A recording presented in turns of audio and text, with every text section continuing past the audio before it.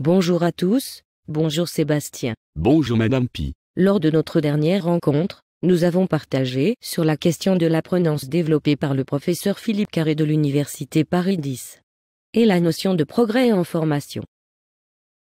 Aujourd'hui, vous nous proposez d'expliquer les 4 mécanismes psychologiques de l'apprentissage. Tout à fait. Les découvertes en neurosciences permettent de préciser et d'affiner les stratégies d'apprentissage à déployer. Comme vous le savez, enfin je crois, il s'agit pour les professionnels de l'éducation et de la formation de permettre à l'individu de faciliter la production de ses propres compétences, d'être auto-efficient, d'améliorer l'automotivation. Oui, nous savons qu'un apprenant qui est réussi est une personne engagée dans son apprentissage, qui a aussi bien un but de maîtrise que de performance. Oui, c'est exactement cela, déclencher le désir de comprendre, de vouloir maîtriser le savoir et d'être capable de démontrer ses compétences sur le sujet du savoir.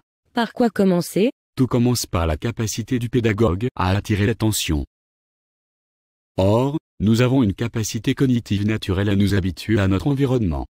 Si je vous fais sentir une odeur plusieurs fois, vous n'allez plus la ressentir. Ce phénomène d'habituation fait qu'il est important pour les pédagogues de se réinventer et de réinventer leurs propositions. Un autre exemple est celui des formations sur l'écoute. Tout le monde s'accorde à dire son importance.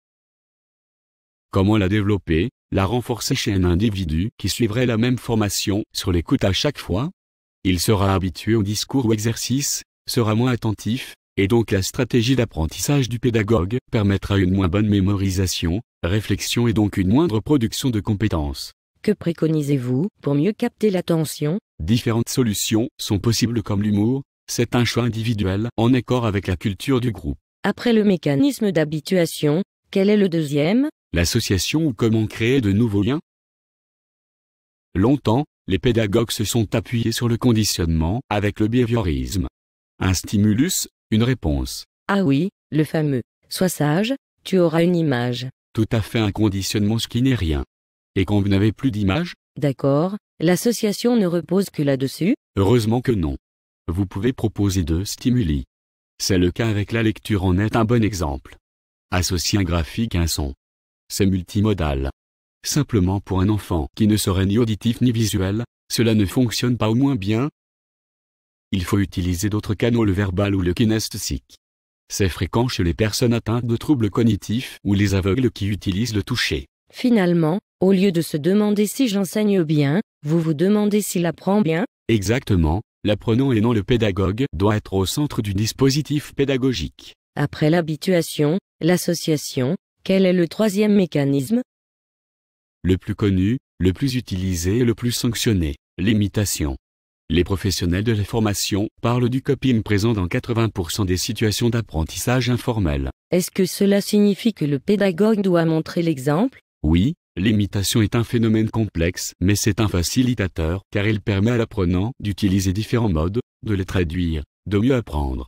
Quel est le dernier mécanisme d'apprentissage après l'habituation, l'association et l'imitation? Celui qui est très en vogue avec le développement des jeux sérieux, la médiation. C'est-à-dire? Je donne des instructions pour réussir, je vise un but aussi bien de maîtrise que de performance. Et seul ou en groupe, je réalise des actions. Cela fait aussi appel à la mémoire du corps. De plus, c'est une solution qui facilite les erreurs qui sont indispensables pour réussir son apprentissage. La médiation n'existe que dans le jeu sérieux? Non, d'autres solutions, parfois, bien moins coûteuses permettent de la mettre en œuvre. Mais cela nécessite de la part du pédagogue de se décentrer, de ne plus se considérer comme le centre, le dépositaire des savoirs mais comme un guide, un accompagnateur. Aujourd'hui, la diversité des solutions permet de mettre en place des solutions dites 2.0. Elles sont complémentaires au travail du pédagogue.